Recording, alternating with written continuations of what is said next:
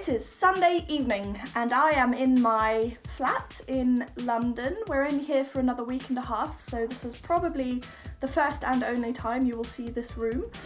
I'm loving these new sheets. We got them from Primark and they're like Fair Isle design, brushed cotton, super comfortable.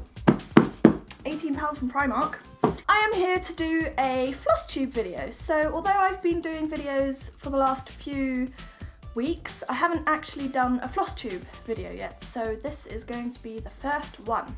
The first thing that I wanted to show you all was my recent stash acquisitions, or as the Stash Queen calls them, stashquistions. I'm so relieved I got that right. The first thing to show you is this, which is Cross Stitcher magazine. It's issue 236 and it's, I believe, the November edition. It's got loads of Christmas designs in it. I love cross stitch magazines. I am addicted to them, so I will just randomly go to supermarkets as my kind of trip out for a day and be like, oh, let's go have a look at what cross stitch magazines they have, and I buy far too many.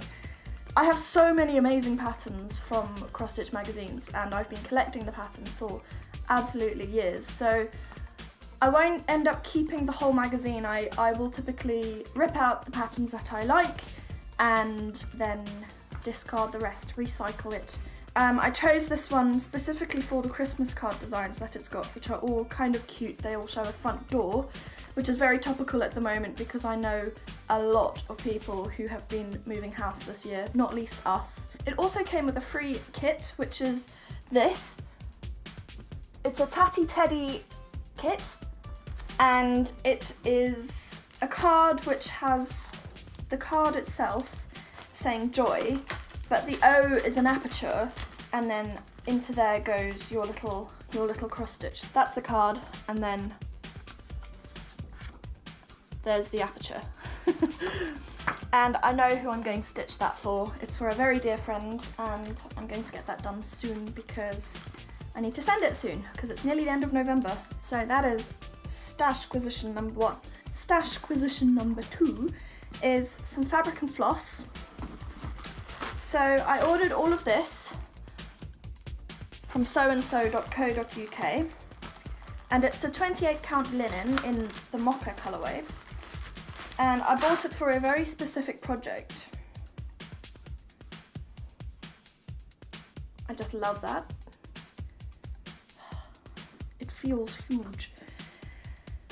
I went to Australia and New Zealand earlier in the year, in July, for a very good friend's wedding. And I went to a number of needlecraft shops and knitting shops as part of that trip, and I've done loads of reviews on them, which are all on the blog at plutoniummuffins.com. And I bought an Australia cross-stitch pattern, which is a map of Australia, and it's done in, I think it's only 3 colours, but then you do a lot of shading so that you can get all of the various tones and things.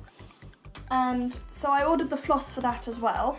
It is a Morris & Sons design, and it's worked on 28 count linen in a 39 by 39 centimetre piece. I couldn't buy the linen whilst we were in Australia because it was ridiculously expensive. I managed to get this piece, which is 50 by 70 centimetres, so there's a lot of extra on here for what I need. It was something like £10, whereas when I was looking for it in Australia, with the conversion, it ended up about £100, so I decided that I couldn't afford that. And I have so much sympathy for you Australians. Oh my gosh, I had no idea how difficult it actually is to get stuff. So, wow, you have got staying power. I've never actually worked on linen before, so it will be quite interesting. I'm looking forward to it, I'm very excited.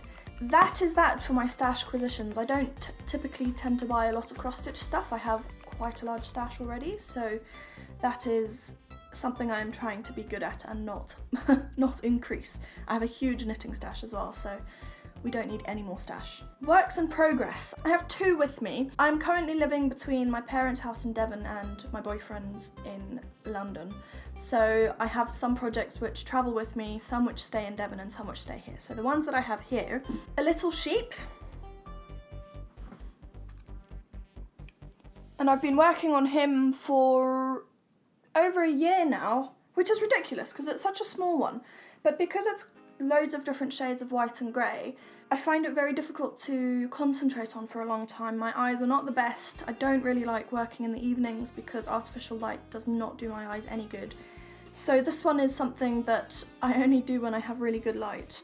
I bought it at a shop called Sew In of Buxton last year when I went on a trip with my boyfriend. I also have a review of that on my blog, which the link is there now. They're not really a cross-stitch shop, but I was really pleased to find a cross-stitch pattern there. Work in progress number 2 is a baby sampler. So that's where I am at the moment. And I don't want to tell you who it's for. I don't think they watch my videos, but I'm not sure. And there's the picture of what it will come out like. I'm finding it quite tough to work on.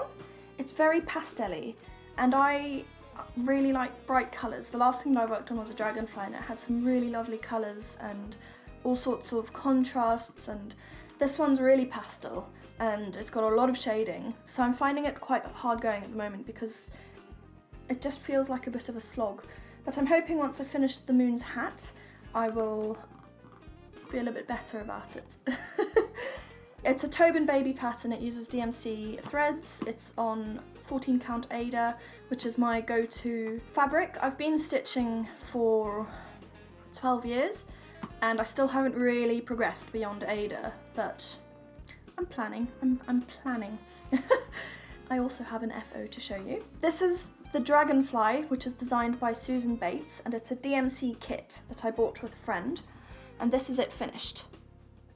I absolutely loved working on this piece. I came up with a really interesting way of handling the pattern because I work on an Elbacy seat stand, and having a full page at any one time is just too much to handle.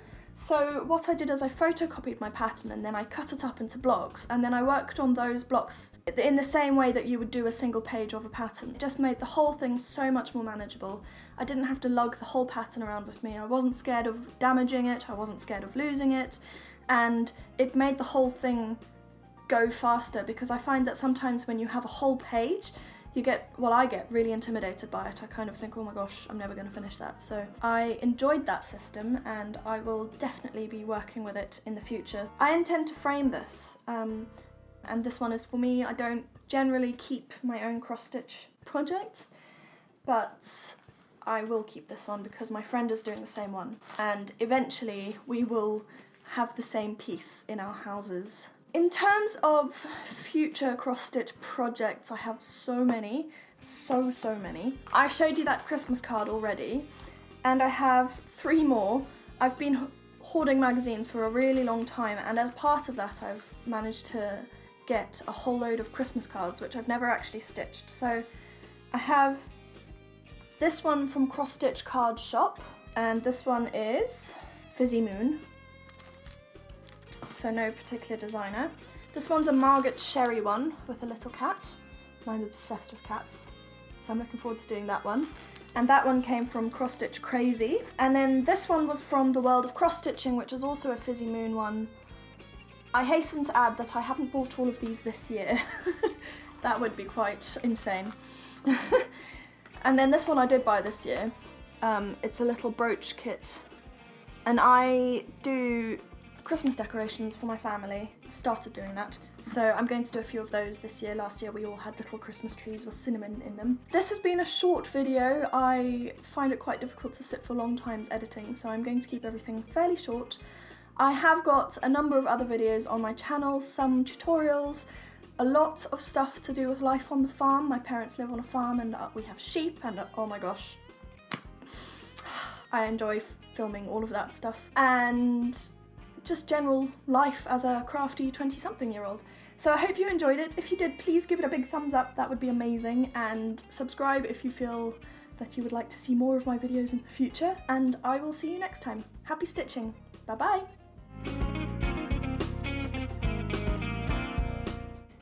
Just threw my needle away.